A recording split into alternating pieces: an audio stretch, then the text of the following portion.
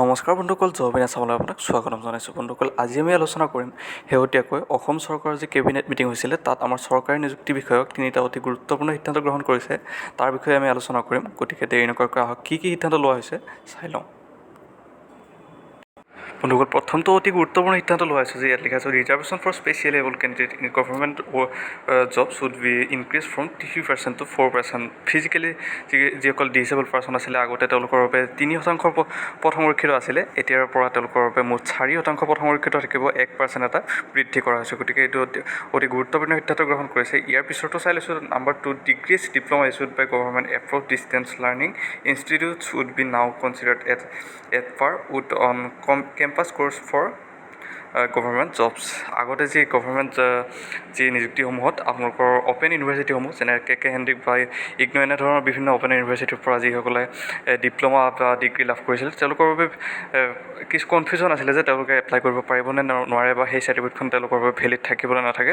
গতিকে এতিয়াৰ পৰা এইটো সিদ্ধান্ত লোৱা হৈছে যে সকলো চৰকাৰী নিযুক্তিৰ বাবে এতিয়াৰ পৰা যিসকল ষ্টেট গভৰ্ণমেণ্ট চাকৰি থাকিব, সেই ষ্টেট গভৰ্ণমেণ্ট নিযুক্তিৰ বাবে অ'পেন ইউনিভাৰ্চিটিৰ প্ৰত্যেকখন প্ৰত্যেকটো গভৰ্ণমেণ্ট চাৰ্টিফিকেটেই এতিয়াৰ পৰা ভেলিড হ'ব। গতিকে সেই চাৰ্টিফিকেট বা সেই ডিপ্ল'মাসমূহৰ দ্বাৰা আপোনালোকে এপ্লাই কৰিব পাৰিব। সেয়া কেকেহেন্দ্ৰিকে হওক বা ইগনো হওক বা ডিব্ৰুগড় ইউনিভাৰ্চিটিৰ পৰা যি অ'পেন আছে, গুৱাহাটী ইউনিভাৰ্চিটিৰ যিসকল অ'পেন ইউনিভাৰ্চিটি আছে, সেইসমূহ গোটেইসমূহৰ পৰা যিসকল ভেলিড চাৰ্টিফিকেট বা ডিপ্ল'মা পাব, তেওঁলোকৰ সকলোৱে ইয়াৰ বাবে এপ্লাই কৰিব পাৰিব। ইয়াত টেটেই হওক বা অসম চৰকাৰৰ যিকোনো নিযুক্তিয়েই হওক।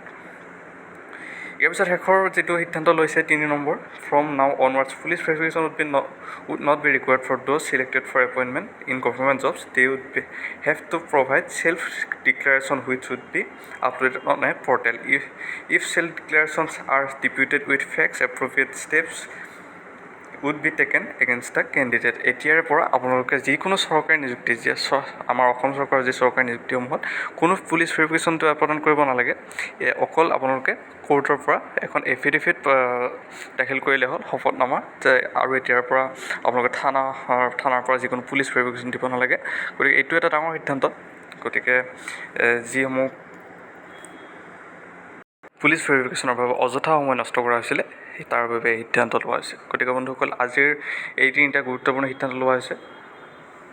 আশা কৰোঁ গোটেইখিনি কথা ক্লিয়াৰ কৰিব পাৰিছোঁ। গতিকে বন্ধুসকল, আজিৰ ভিডিঅ'টো ইমানেই। ভিডিঅ'টো ভাল পালে লাইক কৰিব, চেনেলটো ছাবস্ক্ৰাইব কৰিব। ধন্যবাদ।